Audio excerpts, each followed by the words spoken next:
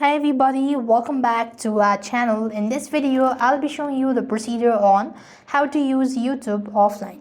So if you want to use YouTube offline, then you need to follow these steps.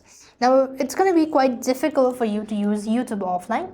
Now, you have to understand that you have to already download some content in order to use YouTube offline.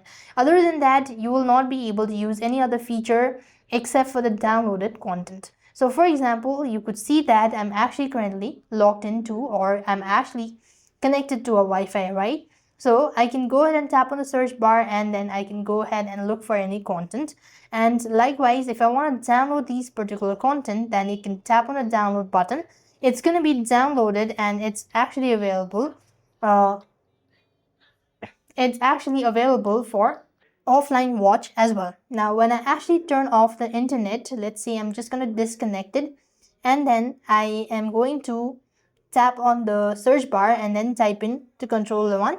So as you could see, no download found. So you'll not be able to use offline, or you'll not be able to use YouTube offline in any case, only for getting a downloaded content. So you'll only be able to watch, or you'll only be able to access the downloaded content. So that's all. I hope the video was helpful. Make sure to like, share and subscribe. Thank you for watching. See you in the next video.